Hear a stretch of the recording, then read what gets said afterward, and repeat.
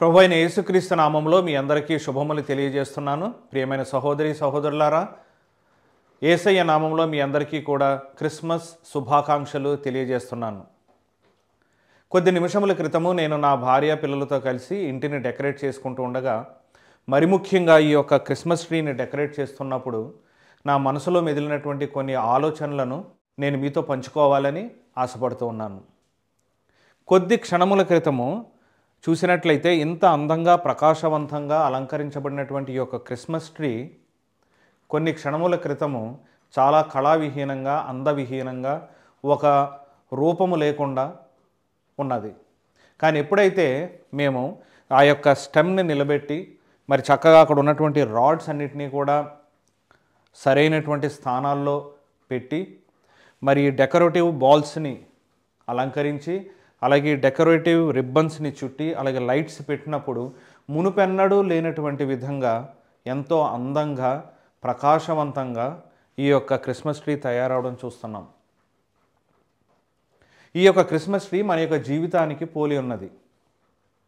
ప్రభు అయిన యేసుక్రీస్తు యొక్క వెలుగుని యొక్క జీవితం మీద ఇంకా ప్రకాశించకుండా ఉన్నట్లయితే కొద్ది క్షణముల క్రితము ఈ యొక్క క్రిస్మస్ ట్రీ ఏ రకంగా అయితే కళావిహీనంగా ఉన్నదో అదే రకంగా నీ యొక్క జీవితం కూడా కళావిహీనంగా ఉంటుంది. నీవు ఎప్పుడైతే యేసుక్రీస్తు దగ్గరికి వచ్చి ఆయన నీ యొక్క సొంత రక్షకునిగా నీ యొక్క ప్రభువుగా అంగీకరించావో యేసుక్రీస్తు ప్రభువారు నిన్ను తన ప్రశస్తమైనటువంటి రక్షణ వస్త్రముతో కప్పి అలాగే తన యొక్క ఆత్మ వరములతోనూ ఫలములతోనూ నిన్ను నింపి ఒక ప్రకాశవంతమైనటువంటి జీవితాన్ని నీకు అనుగ్రహిస్తాడు. ఒక పరిశుద్ధమైనటువంటి పవిత్రమైనటువంటి ప్రశస్తమైనటువంటి జీవితాన్ని నీకు ప్రసాదిస్తాడు. యేసుక్రీస్తు ప్రభువారికి నీ యొక్క జీవితాన్ని నీవు సమర్పించినట్లయితే మునుపెన్నడూ లేనటువంటి విధముగా నీ యొక్క జీవితము అలంకరించబడుతుంది, నీ యొక్క జీవితము పరిశుద్ధపరచబడుతుంది, నీ యొక్క జీవితము పవిత్రపరచబడుతుంది. నీ యొక్క జీవితము నీకే కాదు కానీ ఇతరులకు కూడా ఎంతో ఆశీర్వాదకారకంగా తయారవుతుంది. ప్రియమైన సహోదరి సహోదరుడా, ఇంతకాలము కూడా నీవు క్రైస్తవుడిగానే ఉండవచ్చు, కానీ ఒకవేళ నామకార్థమైనటువంటి స్థితిలో ఉన్నావేమో ఒకసారి ఆలోచించుకో. ఈ లోకంలో ఉన్నటువంటి పాపమునకు బానిసవై, ఈ లోకంలో ఉన్నటువంటి తాగుడికి, లోకంలో ఉన్నటువంటి వ్యభిచారానికి, లోకంలో ఉన్నటువంటి అన్యాచారములకు బానిసవై పాపములో కొట్టుమిట్టాడుతూ ఉన్నావేమో. కానీ ప్రతి సంవత్సరము కూడా నీవు క్రిస్మస్ను జరిపిస్తూ ఉండవచ్చు. కానీ నీ యొక్క క్రిస్మస్లో యేసయ్యకు స్థానం లేకుండా లోకానికి స్థానం ఉందేమో నీవు చూసుకోవాల్సినటువంటి సమయము. పర్వాలేదు, ఎంతకాలము నీవు లోకములో పాపానికి బానిసవై తెలియనటువంటి స్థితిలో నీవు ఉన్నప్పుడు నీ కొరకు ఒక సంతోషకరమైనటువంటి సువర్తమానము నీ ముందుకు తీసుకొని రాబడుతున్నది. 2000 సంవత్సరముల క్రితము నిన్ను ఇటువంటి పాపపు బంధకాల నుండి, ఇటువంటి పాపపు పాశాల నుండి నిన్ను రక్షించడానికి ప్రభు అయినటువంటి యేసుక్రీస్తు నీ కొరకు ఈ లోకములో రక్షకునిగా జన్మించాడు. నీ ఒక్కసారి గ్రహించుకొని, నీ ఒక్కసారి తీర్మానం తీసుకొని నీ యొక్క జీవితాన్ని ఆయనకు సమర్పించినట్లయితే ఇదిగో ఆయన నీ యొక్క జీవితంలో ఒక గొప్ప కార్యము చేయడానికి సిద్ధంగా ఉన్నాడు. లోకంలో జన్మించినటువంటి యేసుక్రీస్తు ప్రభువారు ఇదిగో ఈరోజు నీ యొక్క హృదయంలో జన్మించడానికి సిద్ధంగా ఉన్నాడు. నీ యొక్క పాపపు కార్యాలను విడిచిపెట్టి ఒక్కసారి యేసుక్రీస్తు ప్రభు వైపు తిరిగి నీ యొక్క పాపములను ఒప్పుకొని వాక్యములో చెప్పబడినటువంటి విధంగా పాప క్షమాపణ నిమిత్తము మారు మనస్సు విషయమైనటువంటి బాప్తిస్మము, పాప క్షమాపణ పొందాలి, మారు మనస్సు రావాలి, బాప్తిస్మము పొందాలి. అప్పుడు ఇదిగో నిజముగా దేవుడు నిన్ను తన యొక్క వెలుగుతో నింపి నిన్ను ఇతరులకు వెలుగును ప్రకాశింపజేసేవానిగా నిన్ను కూడా చేస్తాడు. మునుపెన్నడూ లేనటువంటి విధముగా నీ యొక్క జీవితానికి ఒక అర్థము, నీ యొక్క జీవితంలో ఒక ఆశీర్వాదము, నీ యొక్క జీవితంలో మంచి ఆరోగ్యము, అలాగే నీకు మంచి ఉద్యోగములు, లోక సంబంధమైనటువంటి ఆశీర్వాదంతో పాటు ఆత్మ సంబంధమైనటువంటి ఆశీర్వాదము, అలాగే చివరిగా మనకి పరలోక రాజ్యాన్ని కూడా అనుగ్రహించడానికి యేసుక్రీస్తు ప్రభువారు సిద్ధంగా ఉన్నాడు. ఈ లోకములో పాపములో నశించిపోతున్నటువంటి ఈ యొక్క మానవాళిని తిరిగి వెదకి రక్షించి ఆయనను తన యొక్క మహిమతో కప్పడానికి యేసుక్రీస్తు ప్రభువారు ఈ యొక్క భూలోకమునకు వచ్చాడు. నశించిపోచున్న దానిని వెదకి రక్షించడమే ఆయన యొక్క ప్రధాన ముఖ్యోద్దేశము. ఆయన యొక్క భూమి మీదకి రావడానికి ముఖ్యోద్దేశం ఏంటంటే నశించిపోతున్నటువంటి నిన్ను నన్ను ఈ యావత్ సృష్టిని కూడా ఆ పాపపు ఊబిలో నుండి, మరణపు ఊబిలో నుండి రక్షించి నిత్య జీవమును అనుగ్రహించడమే ఆయన యొక్క ముఖ్యోద్దేశము. కానీ ఈ యొక్క ఉద్దేశాన్ని నేటి సంఘాలలో, నేటి క్రైస్తవ జీవితాల్లో, క్రైస్తవ కుటుంబాల్లో అనేక మంది విస్మరిస్తూ ఉన్నారు. లోకంలో ఉన్నటువంటి పోకడలను మన యొక్క జీవితాల్లోకి మనం తీసుకొని వస్తున్నాం. క్రిస్మస్ యొక్క ముఖ్యోద్దేశమును మరచి నువ్వు ఎంజాయ్ చేస్తున్నావంటే నువ్వు దేవుని యొక్క వాక్యాన్ని విరుద్ధంగా, దేవునికి విరుద్ధంగా నీవు తప్పు చేస్తున్నావు. అన్యాచారంలో, లోకంలో ఉన్నటువంటి పోకడలను నీవు క్రీస్తు ఆరాధన అనే పేరుతో నీవు ఆరాధనలోకి అవి తీసుకుని రావడానికి వీలు లేదు. క్రిస్మస్ అంటే అర్థం ఏంటో తెలుసా? క్రైస్ట్ మస్, క్రీస్తుకి ఆరాధన. క్రీస్తు ఆరాధన అనే పేరు పెట్టి నీవు ఏ రకముగా అన్యాచారాలను తీసుకురాగలవు? అన్యులు వేస్తున్నటువంటి నృత్య రీతులను, విపరీత పోకడలను నీవు ఏ రకంగా ఈ యొక్క ఆరాధనలోకి తీసుకురాగలవు? ఒకసారి ఆలోచించు సహోదరుడా. నీ యొక్క జీవితంలో ఇంతకాలము పవిత్రత, పరిశుద్ధత అనేటువంటిది లేకపోతే, ఇంతకాలము వాక్య జ్ఞానము ఒకవేళ నీకు ఇంకా లేదేమో, కానీ ఈ దినమున నీవు నిజంగా మారు మనస్సు పొంది యేసుక్రీస్తు ప్రభువుని యొక్క సొంత రక్షకునిగా అంగీకరించి ఆయన యొక్క ప్రభుత్వమునకు నిన్ను నీవు అప్పగించుకొని, అనగా ఆయనను నీవు ప్రభువుగా అంగీకరించినట్లయితే యేసుక్రీస్తు ప్రభువారు నీ యొక్క హృదయములో జన్మించడానికి సిద్ధంగా ఉన్నాడు. ఈ రోజుల్లో ఇతరులను చూసి కాపీ చేయడం అనేటువంటిది చాలా ఎక్కువైపోయింది. నీకు ఏది కరెక్ట్, ఏది రాంగ్, ఏది నిజమైనటువంటి మార్గము, ఏది అసత్యమైనటువంటి మార్గము, ఏది అసత్యము, ఏది సత్యము అనేటువంటి విషయాల్లో నీకు నిజంగా కన్ఫ్యూజన్ ఉన్నట్లయితే ఇదిగో యేసు ప్రభువు వారు చెప్తున్నారు, నేనే మార్గమును, సత్యమును, జీవమునై ఉన్నాను. నీకు ఏ మార్గంలో వెళ్ళాలో తెలియట్లేదా? యేసయ్య నీ యొక్క ప్రభువుగా అంగీకరించు. ఏది సత్యమో తెలియట్లేదా? యేసయ్య నీ యొక్క ప్రభువుగా అంగీకరించు. మరణించిన తర్వాత, ఈ తనువుని చాలించిన తర్వాత నా ఆత్మకి ఏమవుతుందో, మరణం తర్వాత జీవితం ఎలా ఉంటుందో అనేటువంటి భయంలో నీవు ఉన్నావా?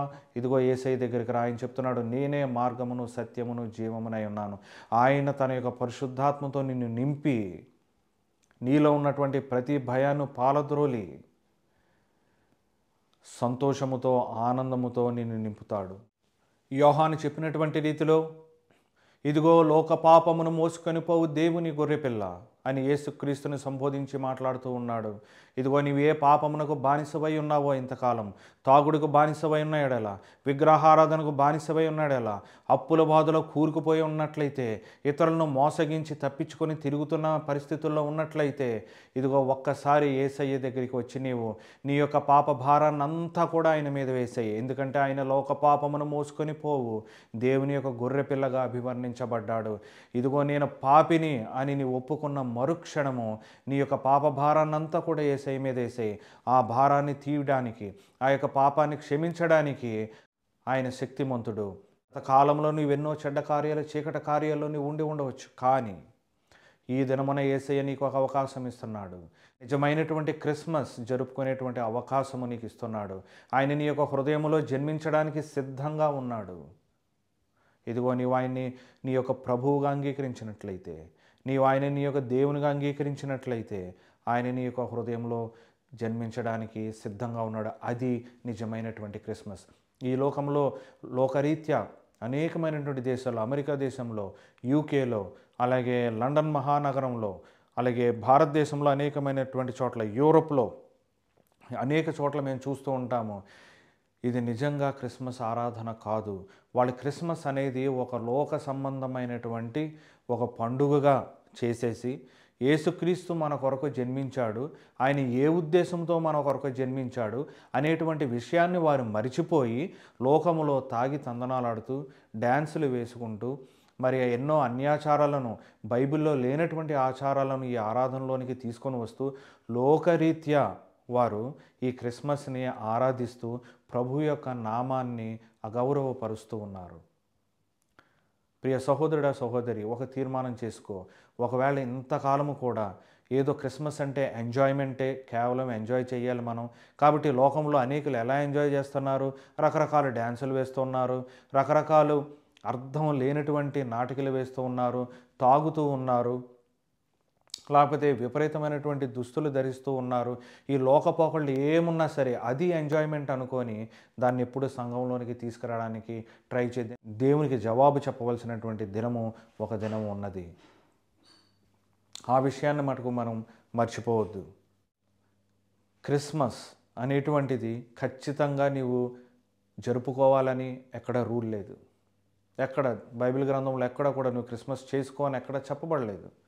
కానీ మన కొరకు నేడు రక్షకుడు పుట్టి ఉన్నాడు అనేటువంటి గొప్ప కృతజ్ఞతతో మనము ఆయనకు పండుగను ఆచరిస్తున్నాము, మనము ఆయనను పూజిస్తున్నాము. మరి ఈ యొక్క పూజ ఎంత పరిశుద్ధంగా ఉండాలి, ఎంత పవిత్రంగా ఉండాలి అనేటువంటిది మనం గ్రహించుకోవాలి. నిజంగా ఎంజాయ్మెంట్ అంటే ఈ లోకంలో జరిగే పోకడలతోటే నీకు ఎంజాయ్మెంట్ వస్తూ ఉన్నదంటే నీ యొక్క విశ్వాస జీవితం ఎక్కడో నలిగిపోయింది. నిజమైనటువంటి ఆనందము, నిజమైనటువంటి సంతోషము దేవుని యొక్క మందసము ఎదుట దావీదు అనుభవించాడు. అలాగే నిజమైనటువంటి ఆనందము, నిజమైనటువంటి సంతోషము ఆయన వాక్యానుసారంగా జీవించడంలో ఉన్నది. ఆటోమేటిక్గా సంతోషము, ఆనందము, క్రిస్మస్ ఆనందం మనకు వచ్చేస్తుంది. ఒకవేళ ఈ విషయంలో నీకేమైనా కన్ఫ్యూజన్ ఉన్నట్లయితే ఇదిగో యేసు ప్రభు వారు చెప్తున్నాడు, నేనే మార్గమును, సత్యమును, జీవమును. నీకే కన్ఫ్యూజన్ ఉన్నా నీవు ఆయన సన్నిధిలో గడిపి ఏది ఉత్తమమో, ఏది నీచమో, ఏది పరిశుద్ధమో, ఏది అపరిశుద్ధమో, ఏది వాక్యానుసారమో, ఏది వాక్యానుసారము కాదో అనేటువంటిది ఆయన సన్నిధిలో కనిపెట్టి ఆయన దగ్గర నుండి జవాబు పొందుకొని అట్టి రీతిగా మనము దేవుని కొరకు పండుగను ఆచరించాలి.